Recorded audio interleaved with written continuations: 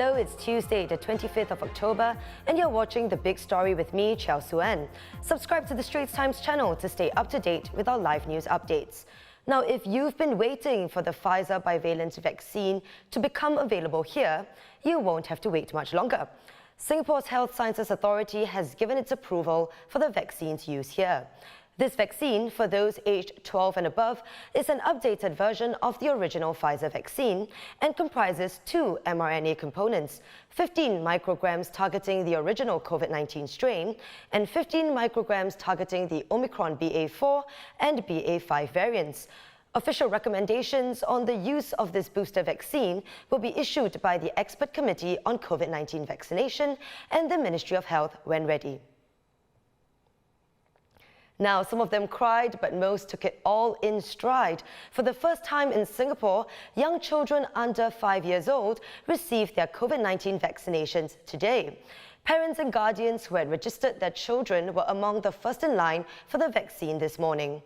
Aged between 6 months and 4 years, the children will get their first shot of the Moderna vaccine today and their second jab in about 8 weeks' time. In case you're wondering, the Pfizer vaccine is expected to be available for young children by year-end. You want to answer? We decided to travel in December, so I think it's safer options to get her vaccinated because we don't know what's she might get it in overseas, right? She didn't cry, so yeah, she did well today. The process has been very smooth. Yeah, and then the staff are very friendly, so the whole process is very satisfactory. Vaccination is a very effective method to protect us from the COVID-19 because as I know, all my friends or myself already have positive before, and if we get this vaccination, I think good for ourselves. Singapore to step up measures to mitigate global warming.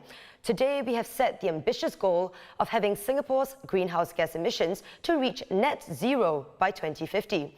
Deputy Prime Minister Lawrence Wong said achieving it would involve deploying new technology, such as scaling up low-carbon hydrogen, electricity imports, solar energy, carbon offsets, and other steps.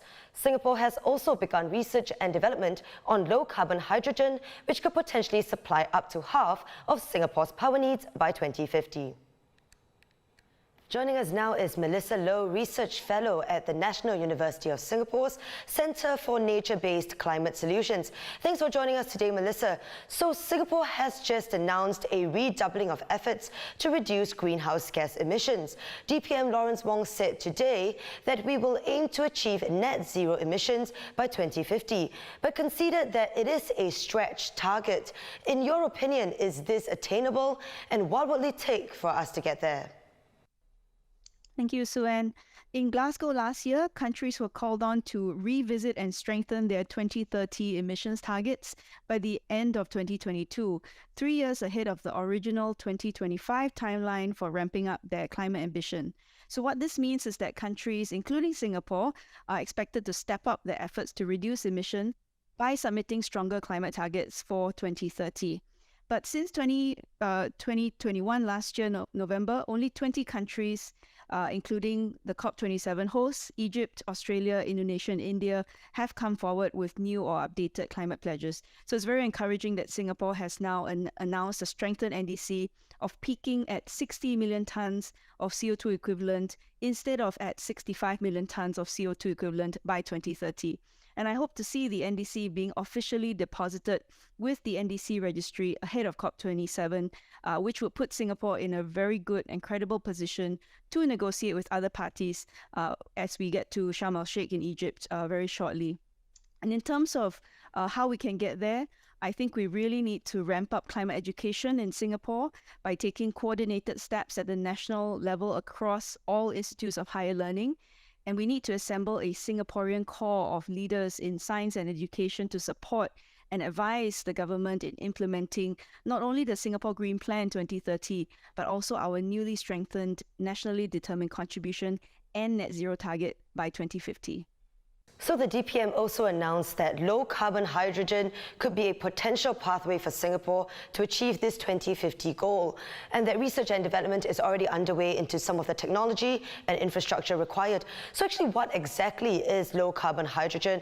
How does it work, and how long do you think it will take for it to be viable here? So today, it's still a challenge to produce hydrogen with minimal carbon emissions.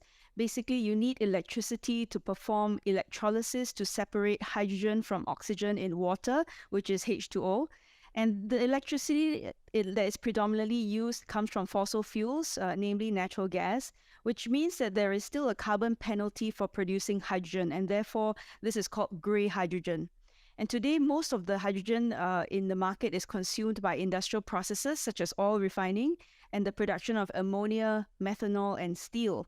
Now, if we wanted to look at low-carbon hydrogen, we will require the use of renewable energy at a very, very large scale in order to produce green or low-carbon hydrogen.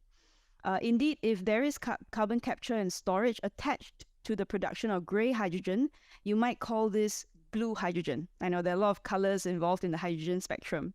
But the announcement today by DPM Wong said that hydrogen is expected to play a major role in decarbonizing the energy use in Singapore moving forward. We heard that hydrogen could supply up to half of Singapore's needs by 2050, though it is less clear what those needs exactly are, whether it's going to be in terms of electricity or transport fuel.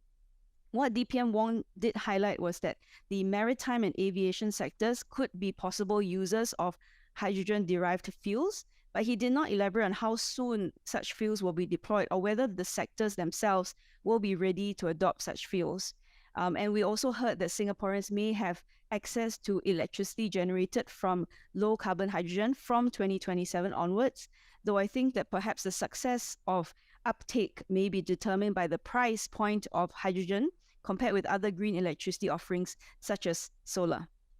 Thank you, Melissa, for your valuable insight. This was Melissa Loh, Research Fellow at the NUS Centre for Nature-Based Climate Solutions. And in other news, there is still no relief in sight for consumers as prices here keep on climbing. Core inflation in September accelerated to 5.3%, up from 5.1% in August. Headline inflation, which includes transport and accommodation, was steady at 7.5%. Officials say inflation is expected to stay elevated in the next few quarters before easing in the second half of next year. And Rishi Sunak is expected to be appointed as the UK's next Prime Minister by King Charles today. At 42, he will become Britain's youngest PM in modern history and the UK's first Asian leader in Downing Street. Over the weekend, he won the Conservative Party's leadership contest, triggered by Liz Truss's resignation last week.